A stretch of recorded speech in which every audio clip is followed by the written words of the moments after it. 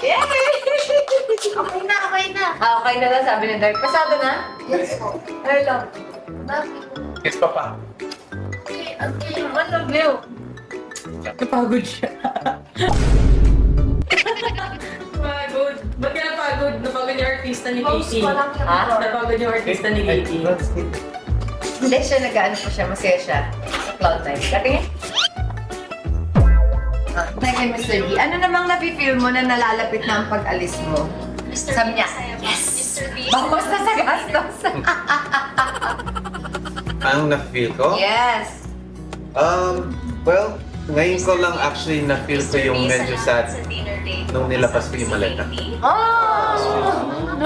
Kasi sanay ako na umaalis eh. Sanay ako mag-tour, sanay ako umalis. Pero, this time, it's a little different. Kasi, lately magkasama tayo araw-araw. Yes. And, Mr. B. ito nakikita ko yung mga maleta. Mr. B. Habang nilipakit ko. Tubig beso. Makanta sana ako ng all my best. At biglang gumano. Huwag ka lang sinagkain. Nag-figure lang kapatid ko. Nagbago. Ganun talaga yung work natin. Talaga. Don't worry, I'm done back. Sa'yo, Miss B, may kurot din ba? Kung sa kanya may kurot, sa'yo rin may kurot. Sa akin parang feeling ko may kurot kasi syempre iba din yung may asukal ni Papa.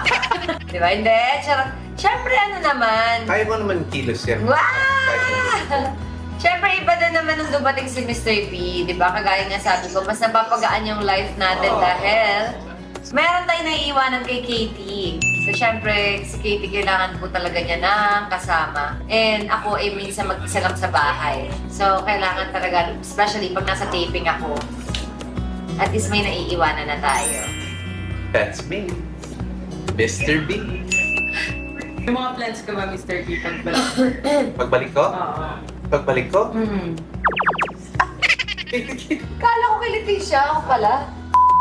Well, Excuse me. I know we have to plan Katie's birthday. Kasi sabi niya parang isang gastos na lang. Feeling ko for the first time ulit babatiin ako ng happy birthday nito. Ay, hindi mo siya binabati before pag-birthday niya. Di ba? Kailan last bati niya sa'yo ng birthday mo? Naalala mo Hindi ko ba? na maalala. Grabe, so parang 12 years ago pa yung last Father's bati. Day, birthday, wala. Ah, Please go. One. maglalong paragraph siya para sa'yo. Ano Ha? na? Maglalong, may long paragraph. O kaya dapat wala ka ng gift ha? Kasi presents ko na gift na yun.